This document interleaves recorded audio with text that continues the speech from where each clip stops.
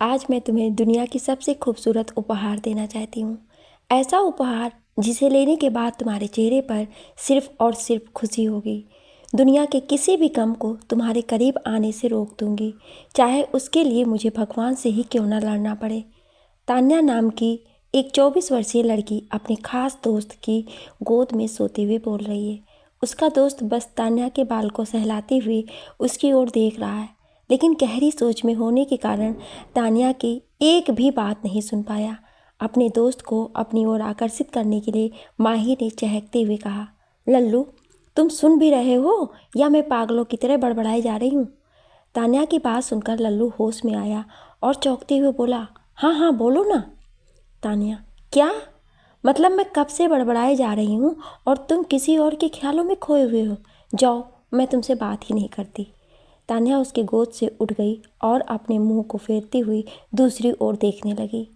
लल्लू उसे अपनी ओर किया और उसके गले से लिपट कर बोला, मुझे बहुत टेंशन हो रही है। तुम जानती हो ना, आज मेरे नए बॉस आने वाले हैं और मैं नहीं चाहता कि मेरे गंवारपन की वजह से मेरी जॉब चली जाए। किसी ने कहा है कि इस नए बॉस मनोज को गंवार लोग बिल्कुल भी पसंद नहीं है, खासकर मेरे जैसे लल्लू। तान्या झट से लल्लू के होठ को अपनी तर्जनी उंगली से दबा दी और बोली, खबरदार, जो अपने आप को लल्लू बोले तो तुम लल्लन सिंह हो और लल्लन सिंह ही रहोगे। मेरे अलावा कोई तुम्हें लल्लू बोले ये मुझे बिल्कुल पसंद नहीं है, चाहे वो तुम ही क्यों ना हो। और हाँ, तुम्हारे बॉस क्या नाम बोले? मनोज। उस मनोज की इतनी हिम्मत नहीं होगी कि मेरे लल्लन सिंह को गंवार या लल्लू समझे। अब तुम्हें टेंशन कम हो गई ना? अब तुम जाओ और अपने नए बॉस का सामना अच्छे से करना, डरना बिल्कुल नहीं।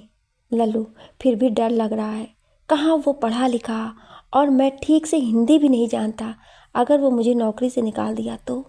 मुझे सबसे ज़्यादा डर तो इस बात से लग रहा है कि कहीं इतने सालों से बनाए हुए इज्जत को ख़राब ना कर दे ये मनोज। तान्या, लो पानी पी लो और सुनो, वो भी इंसान है। अगर तुमसे बोलने में गलती हो भी गई जाएगी तो कुछ नहीं बोलेगा। गलती तो हर इंसान से होती है। उधर दूसरी तरफ मनोज अपने घर में ब्लेज़र पहन रहा है और आईने के सामने खड़े होकर अपने एक सर्वेंट को आईने से ही गुस्से से देख रहा है। उसका सर्वेंट उसके पीछे हाथ जोड़कर घुटनों के बल बैठा हुआ है और माफ़ी मांग रहा है। मनोज अपने ब्लेज़र पहनकर पीछे मुड़ा और उस नौकर के सामने खड़े होकर बोला, जिस इंसान से गलती हो वो इंसान मुझे बिल्कुल भी पसंद नहीं। मनोज के सामने आने से पहले लोगों को अपनी भाषा के साथ साथ पहनावे का भी ध्यान रखना होता है। अगर तुम हमारे रहन सहन को ठीक से नहीं समझते तो हमारे लिए काम क्या खाक करोगे? गुस्से भरी आंखों को दूसरी तरफ घुमाते हुए बोला। मनोज बहुत ही स्मार्ट और आकर्षक इंसान है। उसके पहनावे और रहन सहन के ढंग से हर कोई प्रभावित हो जाता है। मनोज के आंखों से गुस्सा गायब हो गई, लेकिन उस नौकर ने फिर से उसके जूतों को पकड़कर माफ़ी मांगने लगा और बोला, आज के बाद मैं आपके हर कपड़े का नाम याद रखूंगा साहब। इस बार मुझे कम से कम मत निकालिए। मैं आपके ब्लेजर को गलत नामों से नहीं पुकारूंगा। उसके मुंह से गलत शब्द सुनते ही मनोज को फिर से गुस्सा आया और अपने पैर को झटकते हुए बोला, वो ब्लेजर नहीं ब्लेजर होता है। दो कौड़ी के नौकर, अब निकल जाओ मेरे घर से और आज के बाद मेरे आसपास भी मत भटकना। जो लोग खुद को परफेक्ट नहीं रख सकते उसकी मेरे आसपास भी रहने का कोई हक नहीं है। उस नौकर के हाथों को अपने पैरों से ही हटाते हुए उस कमरे से निकल गया। तान्या, अच्छा सुनो, मैं जैसा बोलती हूँ वैसा ही अपने बॉस के सामने बोलना। Good morning sir and welcome as new boss. बस 2 लाइन ही बोलने पर तुम्हारा बॉस खुश हो जाएगा और हो सके तो तुम्हारी प्रमोशन भी कर दे। लल्लू, मुझे तुम्हारी बातों से खुशी मिलती है। तान्या, अच्छा अब जाओ, लेट लतीफ़ किसी भी बॉस को अच्छा नहीं लगता। लल्लू वहाँ से अपने काम पर चला जाता है और यहाँ तान्या पूरे घर को सजाने लगती है। तान्या मन में, मैं तुम्हारी खुशियों के लिए कुछ भी कर सकती हूँ, क्योंकि तुमने मेरे लिए जो किया है वो कोई भगवान भी नहीं कर सकता है। तुमने मुझे अनाथ आश्रम से लाकर अपने माँ बाप के साथ रखा, मुझे माँ बाप का प्यार दिलवाया। तुम भले ही मेरे ऊपर किए हुए एहसान को भूल गए होगे, लेकिन मैं कभी नहीं भूल पाऊंगी। जिस तरह तुम मेरी हंसी और खुशी के लिए अपने माँ बापों से लड़कर 4 साल की उम्र से ही अपने साथ रख रहे हो, ठीक उसी तरह तुम्हारे जीवन भर की मुस्कुराहट की वजह मैं बनना चाहती हूँ। आज मैं पढ़ लिख पाई हूँ बस तुम्हारी वजह से। तुम्हें तुम्हारी कम पढ़े होने की वजह से कभी शर्मिंदा नहीं होने दूंगी मेरे लल्लू। आज माँ बापू घर पर नहीं हैं। जैसे ही शाम को तुम घर आओगे मैं तुम्हें प्रपोज करूँगी लल्लू। दुनिया की सारी खुशियों को तुम्हारे कदमों में ला कर रख दूंगी और कभी उदास नहीं होने दूंगी। बचपन की बातों को सोचते सोचते तान्या के आंखों में आंसू आ गए। एक मंदिर में दो 50 वर्षीय जोड़ी पूजा कर रहे हैं। वे लल्लू के माँ बापू हैं। लल्लू की माँ मंदिर के फेरे लेते वक्त अपने पति से बोली, आज शाम को हम घर पहुंच जाएंगे ना जी, मेरा ललन भूखा होगा। उसका पति बोला, वसुंधरा जी, तान्या बिटिया है ना, वो अच्छे से ख्याल रखेगी ललन का, तुम व्यर्थ में चिंता मत करो। उधर मनोज किसी को फ़ोन किया और बोला, आप जानते हो ना, मुझे सिर्फ परफेक्ट लोग और परफेक्ट काम ही पसंद है। जिस पल मुझे एक भी कमी नज़र आई उसी पल मैं आपके बॉस की कुर्सी छोड़कर वापस मुंबई चला जाऊंगा, क्योंकि मेरी परफ्यूम में भी परफेक्टनेस की स्मेल ही आती है। मनोज उसी ऑफिस में जा रहा है जिस ऑफिस में लल्लू तान्या सारे कमरे में कैंडल लगाती है। चारों तरफ सफ़ेद पर्दे नज़र आ रहे हैं। तान्या मनी मन खूब खुश हो रही है। उधर लल्लू बहुत डर रहा है मनोज के नाम से। लल्लू के साथी, आज हमारे नए बॉस के स्वागत के लिए हमने केक भी मंगवाया है और उनसे केक काटने के अनुरोध करने का काम तेरा है लल्लन। लल्लू, नहीं, हमसे ना हो पाएगा। तब तक मनोज सभी के सामने आया और सभी ने लल्लू को आगे कर दिया। लल्लू बेचारा क्या करता, डरते डरते अपने बॉस के नज़दीक गया और बोला, गुड मॉर्निंग सर, आप प्लीज़ इस केक को काटिए ना। उधर तान्या बहुत ही सुंदर ड्रेस पहनकर आईने के सामने खड़ी है और खुद से बातें कर रही है। Wow, just beautiful, it's amazing. जब मैं खुद की इतनी तारीफ़ कर रही हूँ तो लल्लू तो मुझे इन कपड़ों में देखकर फ़िदा हो जाएगा। वो मेरे प्रपोज़ल को कभी रिजेक्ट नहीं करेगा। मैं बस उसके चेहरे पर वो खुशी देखना चाहती हूँ। जब मैं उसे बोलूँगी आई लव यू लल्लू, तो वो खुशी से पागल हो जाएगा और मैं बस उसी खुशी को देखना चाहती हूँ। वो पढ़ा लिखा नहीं है तो क्या हुआ, मेरे लिए मेरा जान है वो। तान्या खुशी खुशी सारे कमरे की लाइट बंद कर दी और सारे कैंडल्स को एक एक करके जलाने लगी। तान्या के गोरे बदन पर लाल कपड़े फब रहे थे। उसकी उम्र तो 24 साल थी, लेकिन अभी भी वो टीन एज लगती है। उसकी सुंदरता के आगे सभी फेल हैं, लेकिन वो सिर्फ अपने लल्लू पर मरती है। उधर ऑफिस में मनोज के स्वागत के लिए सैकड़ों से भी ज़्यादा लोग इकट्ठे हुए थे। इतने आदमी थे कि स्टेज का इंतजाम करना पड़ा था। उस स्टेज पर खड़े मनोज के सामने रखे केक की तरफ इशारा करते हुए लल्लू अपने बॉस को चाकू दे रहा है। सभी की इच्छा को देखते हुए मनोज ने केक काटा और तभी लल्लू अपनी भावनाओं में बह गया और बोल दिया, happy birthday to you, happy birthday to you. सभी लोग लल्लू की तरफ ऐसे देखने लगे जैसे बीच बाजार में किसी ने एक चोर को पकड़ लिया हो। केक काटते देख लल्लू को लगा कि वही बोला जाता है और वो बिना सोचे समझे अपनी नादानियों के कारण वो सब बोल दिया। मनोज को बहुत ज़्यादा गुस्सा आया। इधर तान्या बीच कमरे में बैठी हुई है और सारे पर्दे इधर उधर बाबलों की तरह उड़ रहे हैं। बहुत सारे कैंडल भी बुझने लगे और तान्या उठकर उन कैंडल्स को जलाने लगी। जलाते हुए बोल भी रही है, अपने लल्लू के लिए मुझे ही ढाल बननी होगी। वो खुद पढ़ा लिखा नहीं है, लेकिन मुझे पढ़ाया। इतना बड़ा कुर्बानी आजकल कौन करता है। जिस दिन मुझे मौका मिलेगा उस दिन मैं उसके लिए अपनी जान तक दांव पर लगा दूंगी। उधर मनोज को लल्लू पर बहुत गुस्सा आया और गुस्से में मनोज ने केक उठाकर लल्लू के चेहरे पर थोप दिया। जब केक का प्लेट नीचे गिरा तब लल्लू की सिर्फ आंखें नजर आ रही थी, बाकी का चेहरा केक की मोटी परत से ढकी चुकी थी। मनोज अपने गुस्से भरी लफ्ज़ों में कहा, इस गंवार को किसने रखा इस ऑफिस में, जिसे ये भी समझना हो कि हर केक जन्मदिन की नहीं काटी जाती है। I hate this type of person, बाहर फेंको इस गंवार को। एक आदमी ने उसकी ऊंची आवाज़ के बीच में ही बोलने की हिम्मत की, क्योंकि लल्लू इंसान तो बहुत अच्छा था। उस आदमी ने कहा, सर, ललन बहुत सालों से इस ऑफिस में काम कर रहा है। इसे बेस्ट एम्प्लॉय का इनाम भी मिला है। इस ऑफिस की इसकी ज़रूरत है सर। मनोज का गुस्सा कम नहीं हुआ था और अपने दांत को तकलीफ देते हुए उसने कहा, मनोज के आसपास सिर्फ परफेक्ट लोगों की ही ज़रूरत होती है, इस सड़क छाप एम्प्लॉय की नहीं।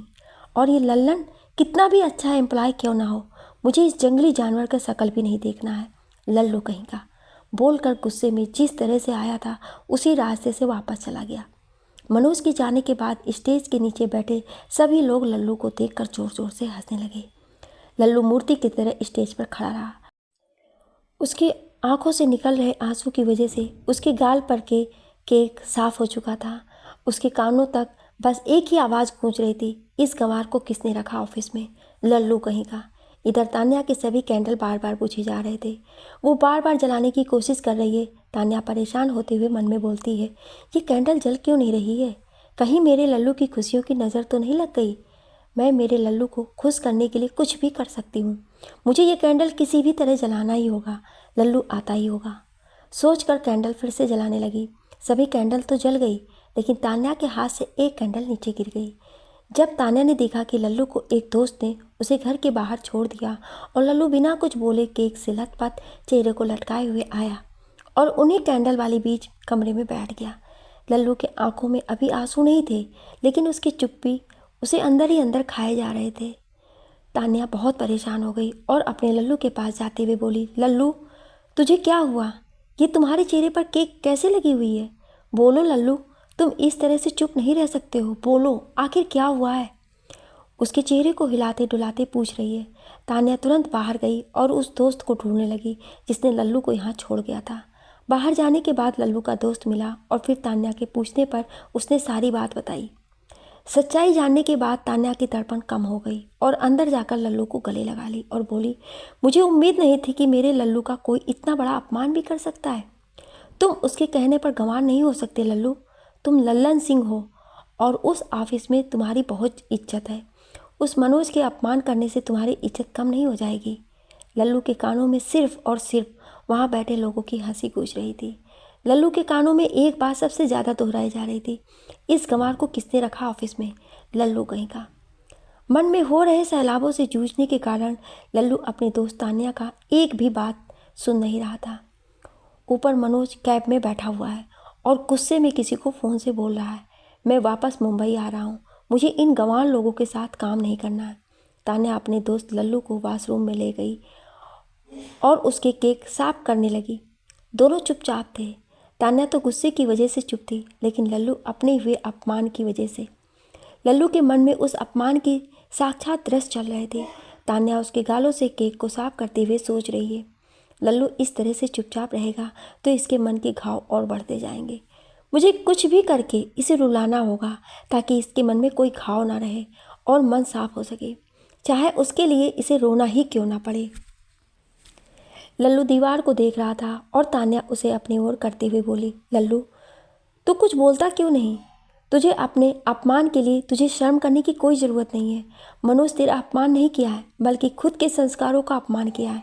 बोल लल्लू, कुछ बोलता क्यों नहीं? लल्लू, इसी चीख के साथ मजबूरन तान्या ने लल्लू को जोरदार चांटा लगाया। लल्लू को होश आया और तान्या के गले लगकर खूब रोने लगा। मुंबई में मनोज की माँ अपने घर के मंदिर में जाकर भगवान को धन्यवाद देते हुए बोल रही है, आपका बहुत बहुत धन्यवाद भगवान जी, जो आपने मेरे मनोज को वापस मुंबई भेज दिया। मैं अपने बेटे के बगैर नहीं रह सकती हूँ, चाहे कुछ भी हुआ होगा, लेकिन मैं खुश इस बात से हूँ कि मेरा लाल मेरे पास आ रहा है। प्रिया बेटा, तुम कुमकुम और थाली सजाओ, मनोज कभी भी आता ही होगा। मनोज की बहन प्रिया वहीं खड़ी थी और माँ की बात सुनने के बाद थाली सजाने लगी। प्रिया, माम, आपको पता है ना, भाई को कुमकुम पसंद नहीं है, कहीं उन्होंने पूजा की थाली को अपमान कर दिया तो? मॉम, प्रिया, ये बात भी तुम अच्छे से जानती हो कि मनोज चाहे कितने भी गुस्से में क्यों ना हो, लेकिन भगवान की चीज़ का कभी भी अपमान नहीं करेगा। प्रिया, जी मॉम। लल्लू के घर पर उसके माँ बाप आते हैं और आवाज़ लगाते हैं, लल्लन बेटा, लल्लन कहाँ हो बेटा? और ये हॉल में इतनी सारी मोमबत्तियाँ जलाने की क्या ज़रूरत थी? तान्या, ये लड़की कहाँ गायब हो गई? कहाँ हो दोनों? बोलकर दोनों अपने कमरे में चले गए। वॉशरूम में तान्या अपने लल्लू का आंसू गिन रही है। लल्लू उसके कंधों पर अपना सर रखकर खूब आंसू बहाए जा रहा है और तान्या बिना कुछ बोले बस उसके आंसुओं को गिरते हुए देख रही है और गुस्से भरी नज़रों से मन में सोच रही है, 175, 176, 177, 178, 179, 180। उसके मन में हो रही गिनती रुक गई जब लल्लू ने कहा, क्या हुआ तान्या, तुम क्या सोच रही हो? और हाँ, आज तुमने मेरे पसंद के कपड़े पहने हैं, मुझे माफ़ कर दो, मेरी वजह से मैंने तुम्हारी तरफ देखा भी नहीं। अपने आंसुओं को पोंछते हुए बोल रहा था। आंसू बहाने की वजह से लल्लू का दिल थोड़ा हल्का हो गया। फिर लल्लू ने तान्या की चिंता करना शुरू कर दिया। लल्लू, तान्या बोलो कुछ, मेरी गलतियों के लिए माफ़ कर दो तान्या। तान्या लल्लू के पास से उठी और बाथरूम के झरने चालू कर दी। लल्लू के शरीर पर पानी गिरने लगे और तान्या बाहर जाते हुए बोलने लगी, माफ़ी तो अब मनोज मांगेगा लल्लू। इस शब्द को बोलते वक्त तान्या की आंखों से ज्वालामुखी निकल रही थी। वो इतने गुस्से में थी कि बाहर हॉल में गई और एक टेबल पर सजाए हुए कपड़े को उठाकर फेंक दी और उस टेबल पर रखे शीशे के गिलास और फूलदानी भी टूटकर गिर गए। उसे फेंकते वक्त तान्या ने जोर से चिल्लाकर गुस्से में कहा, तुम्हारी हिम्मत कैसे हुई मनोज मेरे लल्लू को रुलाने की। अब तुम्हें मैंने खून के आंसू ना रुलाए तो मेरा नाम भी तान्या नहीं। मेरे लल्लू का कोई अपमान करे ये लल्लू सह सकता है, लेकिन उसकी तान्या नहीं सहेगी। 180 आंसू के बूंद को सूद समेत बदला ना लिया तो मेरा नाम भी तान्या नहीं। मनोज, उस टेबल से गिरे शीशे की टूटने की आवाज़ अंदर वॉशरूम में गया और लल्लू परेशान होकर भीगे हुए बाहर हॉल में आ गया। वहीं उसके माँ बापू भी बाहर हॉल में आ गए। लल्लू अपने दोस्त तान्या को पकड़ लिया और उसे एक जगह बैठाते हुए बोला, शांत हो जाओ तान्या, मैं बिल्कुल ठीक हूँ, तुम्हें मेरे लिए परेशान होने की ज़रूरत नहीं है। तान्या अपने लल्लू के मजबूत बाहों से बाहर होते हुए कैंडल के समूह के पास गई और उन सभी मोमबत्तियों को फेंकते हुए गुस्से में बोली, I will kill you Manoj. Tanya टूट कर बैठ गई और लल्लू उसे गले लगा लिया। उसके माँ बापू भी उसके पास आए और तान्या को संभालते हुए बापू ने कहा, तान्या बेटा, हम सब जानते हैं कि तुम ललन का अपमान नहीं सह सकती हो, लेकिन इस तरह खुद को तकलीफ देने से कोई फ़ायदा नहीं है। चलो उठो और खाना खिलाओ हम सबको, खासकर अपने लल्लू को। तान्या लल्लू के गोद से उठकर अपने बापू की गोद में चली गई और रोते हुए बोली, मैं लल्लू का अपमान नहीं सह सकती बापू। लल्लू ने जो मेरे लिए किया वो कोई भगवान भी नहीं कर सकता है, और मैं अपने लल्लू का इंसल्ट कैसे बर्दाश्त कर सकूं? मुझे जो बन पड़ेगा वो करूंगी अपने लल्लू के अभिमान के लिए। सभी लोग तान्या के आंसू पोंछने लगे। तभी लल्लू का दोस्त अमन आया और बोला, लल्लू तू ठीक तो है ना? उस वक्त मुझे कुछ काम था इसलिए मैं चला गया था। उधर दूसरी तरफ मनोज अपने घर मुंबई पहुंचा और उसकी माँ आरती की थाल से उसे कुमकुम लगाकर स्वागत करते हुए अपने घर में प्रवेश करवाया। अपने माँ के पैर छूने के बाद मनोज बोला, माँ आप इतना इमोशनल क्यों हो रही हो? बस एक दिन के लिए तो गया था घर से बाहर, अब मैं वापस आपके पास आ गया हूँ ना, आप रोना बंद करो। वैसे भी आपको तो पता है जिस जगह पर परफेक्ट लोग और परफेक्ट चीज़ें ना हो उस जगह पर मेरा कोई जगह नहीं होता है। वहाँ बहुत ही कमाल लोग थे, इसलिए मुझे उस बॉस की कुर्सी को छोड़ना पड़ा। अमन को देखकर तान्या को वो सब बात याद आने लगी जो अमन ने बताया था कि कैसे मनोज ने उसके लल्लू को सभी के सामने अपमान किया था, कैसे मनोज ने सैकड़ों लोगों के बीच लल्लू के चेहरे पर केक थोप दिया था। तान्या को बहुत बहुत गुस्सा आया और उसने गुस्से में अपने दांत को कटकटाने लगी। गुस्से में उठी और अपनी आँख को बहुत बड़े बड़े करते हुए एक चाकू उठाई और सभी लोगों के सामने अपने बाएं हाथ पर जोर से उस चाकू से प्रहार कर ली। तान्या ने गुस्से और हाथ के बीच चाकू से वे छेद के दर्द से अपनी आँख बंद कर ली और सभी लोग चीख उठे, तान्या! लल्लू, तुम पागल हो गई हो? तान्या, मुझे नहीं चाहिए अपने अपमान का बदला, मुझे बस तुम चाहिए। अमन, तान्या ये क्या किया तुमने? माँ, ये क्या किया तुमने? कितना दर्द हो रहा होगा, तुम मेरे ललन के लिए खुद को इतनी तकलीफ दे रही हो क्यों? बापू, ललन जल्दी से दवा लगाने वाला बॉक्स लेकर आओ। तान्या के हाथों से बहुत ज़्यादा खून बह रहे थे। तान्या, रुको लल्लू, तुम कोई दवा नहीं लगाओगे मेरे इस जख्म पर। मैं इस दर्द को तब तक सहती रहूँगी जब तक उस मनोज को अपमान करके आंसू की 180 बूंद न गिरा दूँ। मैं कभी माफ़ नहीं करूँगी उस मनोज को, चिल्लाते हुए। अमन, परंतु कैसे? मनोज तो वापस अपने घर मुंबई चला गया। अब उससे बदला लेने के बारे में भूल जाओ तान्या, मैं तुमसे प्रॉमिस करता हूँ। ऑफिस में ललन को वापस उसी इज्जत से देखेंगे सब। अब दवा लगा लो और भूल जाओ इस अपमान को। तान्या, नहीं अमन, मैं अपना अपमान भूल सकती हूँ लेकिन लल्लू का अपमान कभी भी नहीं भूल सकती। उस मनोज से अपने लल्लू के आंसुओं का बदला तो मैं लेकर रहूँगी, तभी मैं चैन से जी पाऊँगी, चाहे उसके लिए मुझे मुंबई ही क्यों ना जाना पड़े। अगर तान्या उसे अपमान करके रुलाई नहीं ना, तो लल्लू की दोस्त नहीं होगी। सुबह की सूर्य की किरणों के साथ मुंबई के सड़क पर चल रहे एक ऑटो में तान्या और अमन बैठी हुई है। अमन, मैं तुम्हें अकेले कैसे छोड़ देता। मनोज के बारे में बहुत सारी जानकारी है मुझे, इसलिए मैं तुम्हारी मदद करूँगा मनोज से बदले लेने में। ललन मेरा भी उतना ही खास दोस्त है जितना तुम्हारा। ललन के लिए मैं भी किसी हद तक जा सकता हूँ। तान्या अपने जख्म को देखती रही और कुछ नहीं बोली। उसे बस लल्लू की आंसू याद आ रहे हैं। तान्या अपने मन में सोच रही है, जिस रात मैं अपने लल्लू को दिल की बात बताने वाली थी, उसी रात तुमने लल्लू का इतना बड़ा अपमान किया।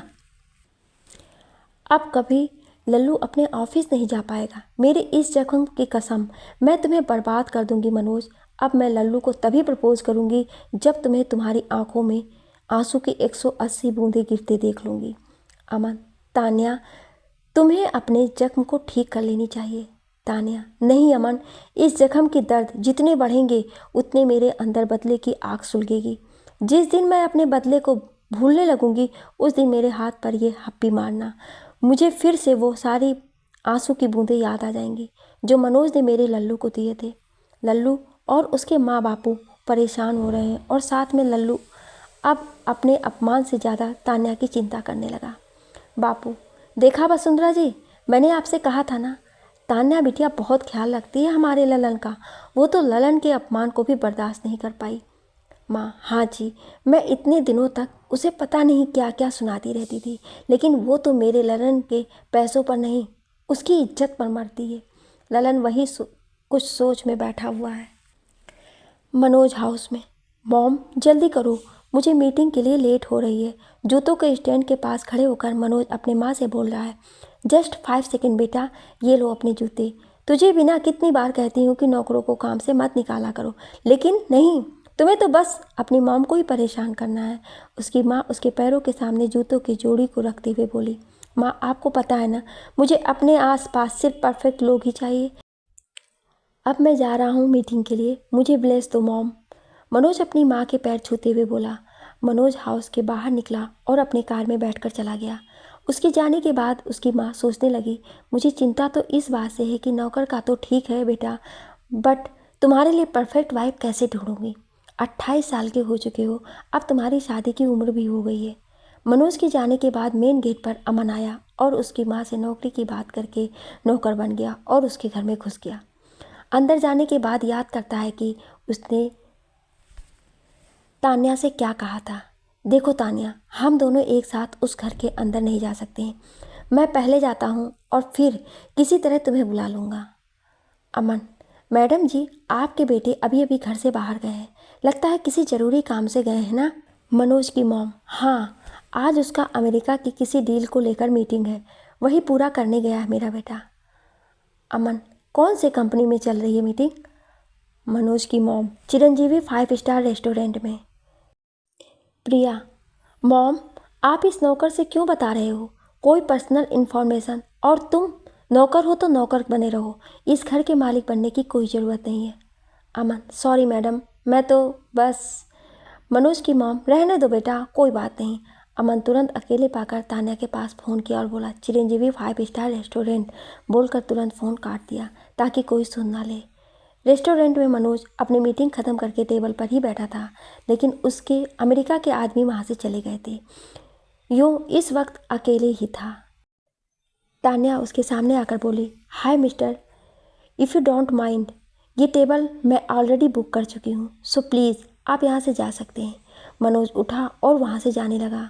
तान्या उसकी जगह पर बैठ गई और सोचने लगी, मन तो कर रहा है यहीं सबके सामने 1-2 थप्पड़ लगा दूँ, लेकिन नहीं, इतनी आसानी से बदला नहीं लेती मैं तो तुम्हें आंसुओं के साथ नहाने का मौका देना चाहती हूँ। उसके लिए पहले मुझे नहाना पड़ेगा इस स्विमिंग पूल की तरफ देखते हुए। तब तक मनोज बाहर जाने लगा। तान्या जल्दी से स्विमिंग पूल के पास गई और अमन को कॉल की। अमन, क्या तुम ऐसा नहीं करोगी तान्या, हम कोई और रास्ता निकाल लेंगे तुम्हें इस घर में लाने के लिए। तुम्हें पता है ना, तुम्हें तैरना नहीं आता है, तुम्हारी जान को खतरा हो सकता है। तान्या, मैं जल्द से जल्द अपने बदले को पूरा करना चाहती हूँ। उसके लिए मुझे अपनी जान को दांव पर क्यों ना लगाना पड़े।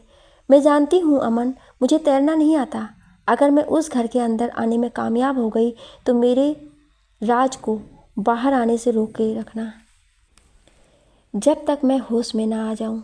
अगर मैं मर गई तो मेरे लल्लू का ख्याल रखना। अमन, ये कैसी फालतू बकवास कर रही हो यार, तुम्हें कुछ नहीं होगा। तान्या, अच्छा अमन, अब वो बाहर जाने लगा है, मुझे जल्द से जल्द अपना काम पूरा करना होगा, बोलकर फ़ोन काट दी और पानी में कूद गई। बहुत सारे लोग इकट्ठे हो गए। तान्या अंदर डूबने लगी क्योंकि उसे तैरना नहीं आता है। तान्या डूबते हुए सोच रही है, अगर मेरी जान भी चली जाए तो मुझे कोई अफसोस नहीं होगा। लल्लू, तुमने मेरे लिए जो किया उसके आगे तो ये बहुत कम है। तान्या को सांस लेने में दिक्कत होने लगी और अब तो उसके हाथ पांव भी चलना बंद हो गए। तान्या ढेर सारे पानी पी गई और अंदर डूबने लगी। उसकी आंखें भी बंद हो गई। वहाँ खड़े सभी के दिल जोर जोर से धड़कने लगे, धक धक धक धक धक धक। उधर लल्लू अपनी माँ की मदद कर रहा था सब्जी काटने में। अचानक लल्लू की उंगली थोड़ी सी कट गई और वो चिंतित होते हुए चीख पड़ा, तान्या। ललन के इस चीख से उसके माँ बापू उसके पास आ गए और पूछने लगे, क्या हुआ बेटा? लल्लू, माँ बापू, तान्या बहुत बड़ी मुसीबत में है, मुझे उसकी बहुत चिंता हो रही है। माँ, मैं उसे अकेले कैसे छोड़ सकता हूँ? आह, अपने कटे हुए उंगली को हिलाते हुए वसुंधरा, ललन, तुम्हारे हाथों से तो खून बह रही है, तुम्हें दर्द हो रहा है बेटा? ललन, माँ, जब मुझे इतनी छोटी सी चोट में दर्द हो रही है तो सोचो तान्या कितनी बड़ी दर्द में है। मुझे उसके पास जाना है माँ, मैं उसे और दर्द नहीं दे सकता हूँ। मैं जा रहा हूँ माँ, अपने तान्या के पास, साइको की तरह रिएक्ट करते हुए बोल रहा है। उधर स्विमिंग पूल में तान्या के हाथ और पैर छितर चुके थे। उसकी सांसें बस नाम मात्र के चल रहे थे। वहाँ खड़ा कोई व्यक्ति तान्या को नहीं बचा रहा था। सभी के दिल में बस धक धक हो रहे थे। उधर अमन के दिल भी घबरा रहा था क्योंकि वो जानता था कि तान्या को तैरना नहीं आता है। अमन के दिल में भी धक धक हो रहे हैं। अचानक मनोज को वहाँ भीड़ नजर आई और वो स्विमिंग पूल में कूद गया। अंदर जाकर मनोज ने तान्या को बचाया और सीधा अपने घर ले गया। मनोज हाउस में, प्रिया, मॉम, भाई ने एक अनजान लड़की को घर में क्यों लाया? मनोज, तुम नहीं समझोगी प्रिया, मैं नहीं चाहता था कि किसी भी तरह की पूछताछ के कारण मेरा नाम पुलिस के पास जाए। मॉम, हाँ बेटा, अच्छा किया, और जैसे ही इस लड़की को होश आएगा अपने घर चली जाएगी। वैसे दिखने में बहुत सुंदर लड़की है, लगता है बड़े घर की लड़की है। इसके शरीर पर लाल कपड़े फब रहे हैं ना? प्रिया, अब ये तो बिल्कुल भी मत कहना कि भाई के लिए परफेक्ट रहेगी, माँ की तरफ आंख दिखाते हुए। अमन मन में, अभी तक तान्या को होश नहीं आया है, भगवान उसकी रक्षा करना, कहीं ज़्यादा चोट वोट लगने के कारण कुछ हो ना जाए। सब लोग तान्या के कमरे के बाहर उसके होश में आने का इंतजार कर रहे हैं। तान्या उठी और अपने आसपास देखने लगी। सभी लोग उसे ही देख रहे थे। तान्या अपने कमरे में अंदर चारों ओर गुस्से में देखने लगी। अपनी आंखें बड़ी की और चिल्लाकर बोली, रामू काका। बाहर से प्रिया की मॉम अपनी बेटी से बोल रही हैं, लगता है इससे नौकर का नाम है, अपने नौकर को भेज दूँ क्या इसके पास? प्रिया, नहीं, आप जल्दी से इसे घर से बाहर भेजने का इंतजाम करो। मनोज वहाँ से जाने लगा, लेकिन उसका कदम रुक गया जब तान्या जोर जोर से चिल्लाने लगी, कहाँ मर गए सबके सब? मेरे कमरे में इतनी घटिया कॉम्बिनेशन करने की हिम्मत किसकी हुई? रेड बेडशीट के साथ ब्लू पिलो किसने लगाया? तुम सबको पता है ना, जो चीज़ परफेक्ट ना हो उसे मैं देखना भी पसंद नहीं करती। तुम सबको जॉब से हाथ धोना पड़ेगा। अगर 5 मिनट में मेरे कमरे की कॉम्बिनेशन ठीक नहीं हुई तो इस खिड़की के पास ब्लैक पर्दे किसने लगाए? मेरे टेबल पर रोज का फूल किसने रखा? रामू काका, यहाँ आइए और जल्दी से साफ कीजिए इस घटिया कॉम्बिनेशन को। जोर जोर से चिल्लाने के कारण तान्या की सांस फूलने लगी और फिर भी यो एक फूलदानी को उठाई और फर्श पर पटक दी। हाँफते हुए बेड पर गई और लेट गई। बाहर खड़ी प्रिया अपनी माँ की तरफ देखते हुए धीमे से बोली, दूसरी मनोज। मॉम, ऐसे मत बोलो, मनोज सुनेगा तो बुरा मान जाएगा। मनोज अपने मन में, इम्प्रेसिंग, वेरी इम्प्रेसिंग, ये तो बिल्कुल मेरे लायक है, मुझ जैसे ही परफेक्ट चीज़ों को ही पसंद करती है, मेरे लिए बिल्कुल परफेक्ट है। उधर ललन के घर पर ललन पागल जैसा अपनी माँ के सामने बोल रहा है, सोच माँ, अगर मुझसे छोटी सी चोट में इतना दर्द हो रहा है तो तान्या को कितना दर्द हो रहा होगा। वो अकेली कहाँ कहाँ भटक रही होगी मेरे खातिर। माँ, लेकिन अमन है ना उसके साथ, तू चिंता मत कर। बापू, हाँ बेटा, वापस आ जाएगी तान्या बिटिया, ललन, नहीं बापू, मुझे अपनी तान्या की मदद के लिए जाना ही होगा। पागल हो गया था जो उसे अकेले जाने दिया, लेकिन अब मैं उसे अकेला नहीं छोड़ूंगा। मैं जा रहा हूँ मुंबई, मनोज हाउस में। सब लोग अंदर गए और पूछने लगे कि कौन हो तुम, कहाँ पर है। तान्या अपना सर पकड़कर कुछ याद करने लगी और बोली, आप लोग कौन हो? मैं नहीं जानती आपको। मुझे कुछ याद क्यों नहीं आ रहा है। मेरा नाम क्या है? मेरे कमरे में इतना घटिया कॉम्बिनेशन किसने लगाया? मनोज, इसलिए मैं बोलता हूँ कि गेस्ट रूम हो या कोई भी, हर जगह परफेक्टनेस चाहिए मुझे। लेकिन आप लोगों को क्या मतलब है?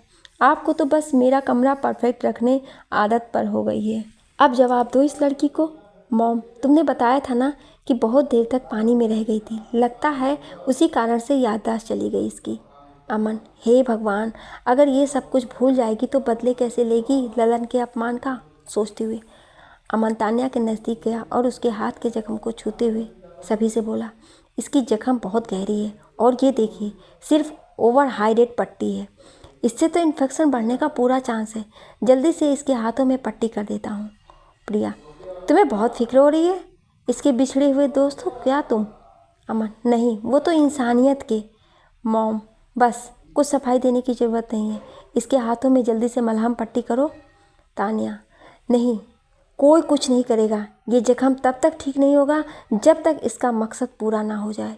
अमन की तरफ देखते हुए अमन समझ गया कि तान्या को कुछ नहीं हुआ है, वो बस नाटक कर रही है घर में रहने के लिए। मनोज, लेकिन इसकी मेमोरी का क्या? अभी डॉक्टर को बुलाता हूँ।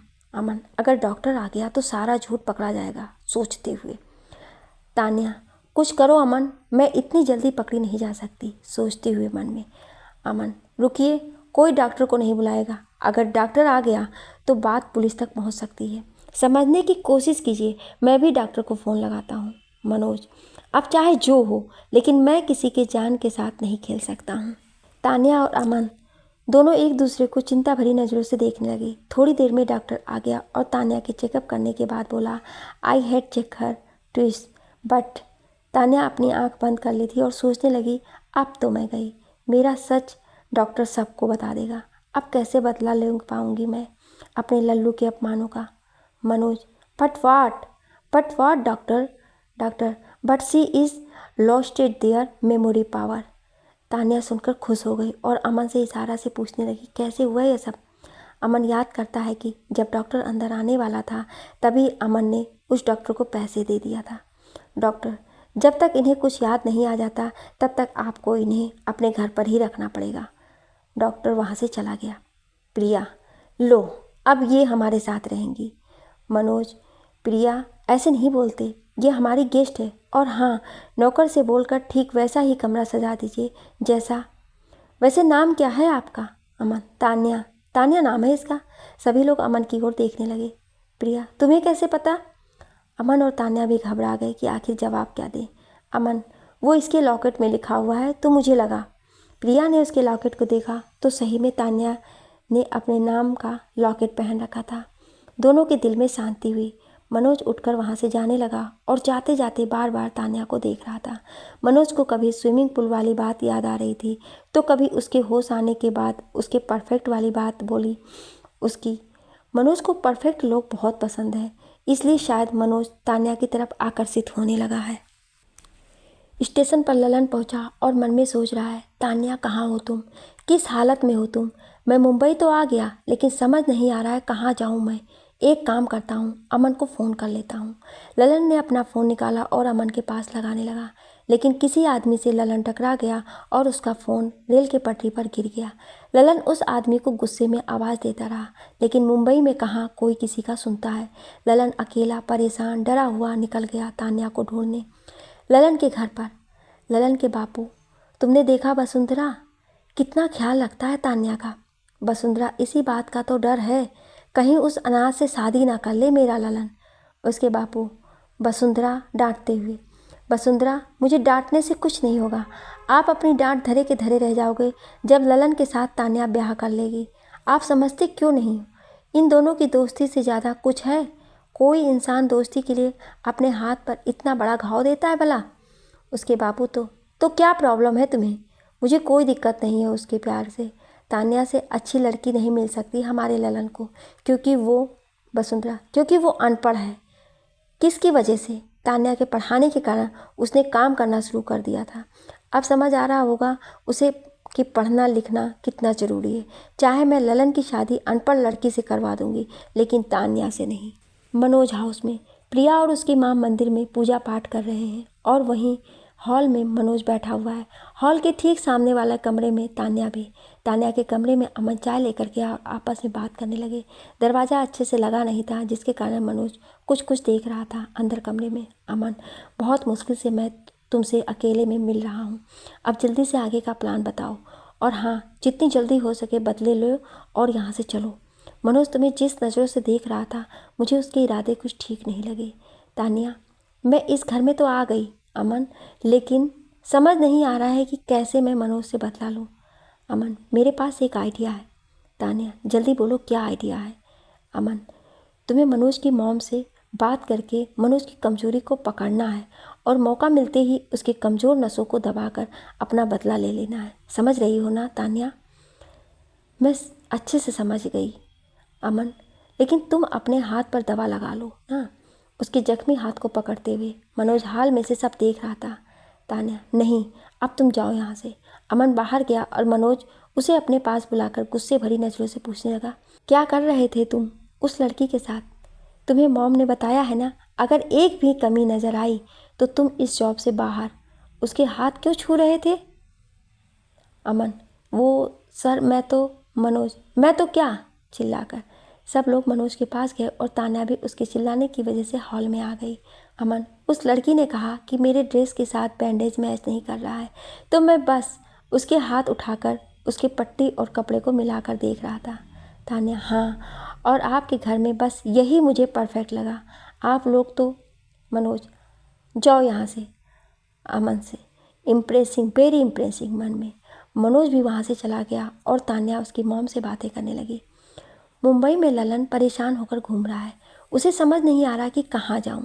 उसे ये भी समझ नहीं आ रहा है कि किस रास्ते से जाने पर तान्या मिलेगी और किस रास्ते से जाने पर वापस घर का रास्ता मिलेगा। ललन को अचानक एक गणपति मंदिर दिखी।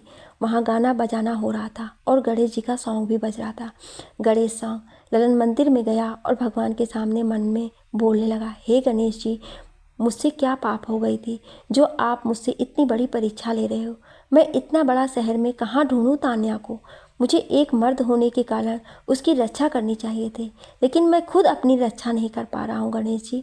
मैं तान्या की मदद कैसे करूँ? रास्ता दिखाइए प्रभु। अपना माथा झुका लिया। तभी उसके माथे पर एक कागज़ गिरा। उस पूजा में उपस्थित किसी आदमी के हाथों से वो कागज़ गिरा था। उसमें मनोज की फ़ोटो के साथ साथ इंग्लिश में उसके नई कंपनी के बारे में लिखा हुआ था। ललन इंग्लिश नहीं जानता था और वो मनोज का फ़ोटो को देखकर खुश हो गया। ललन, धन्यवाद गणेश जी, मुझे पता है आपने ही मेरी मदद की है। इस कागज़ में उस बॉस का एड्रेस लिखा हुआ था। ज़रूर मेरी तान्या भी इसके घर पहुंच गई होगी बदले लेने। मैं इसके घर जाऊंगा तो तान्या मुझे मिल जाएगी। मैं उसे बोलूँगा बदले लेने की कोई ज़रूरत नहीं है, मेरे साथ घर चलो। उस कागज़ में उसके घर का नहीं बल्कि कंपनी का एड्रेस लिखा हुआ था और ललन उसी एड्रेस को दिखाकर हर ऑटो वाले को बोलता कि भैया, मुझे इस कागज़ में लिखे पते पर जाना है, क्या आप मुझे छोड़ दोगे?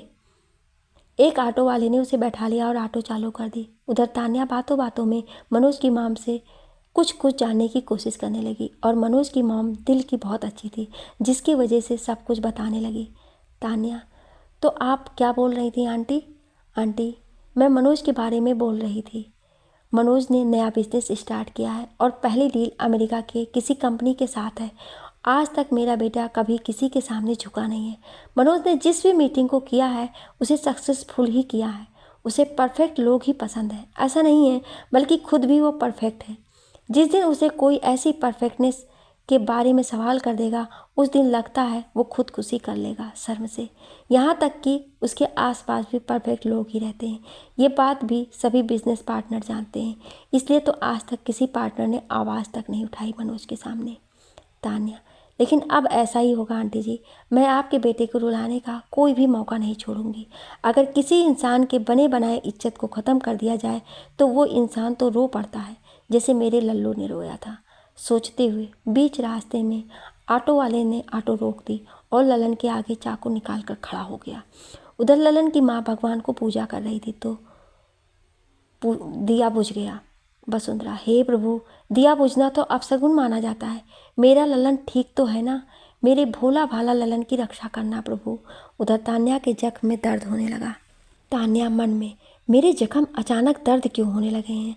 अभी तक तो नॉर्मल ही दर्द हो रहा था। ये कोई इशारा तो नहीं करना चाहती है? मेरा लल्लू ठीक तो है ना? हे भगवान, रक्षा करना उसकी। क्या आप आगे की कहानी सुनना चाहते हैं? तो कमेंट में यस या नो जरूर लिखिएगा। Thank you.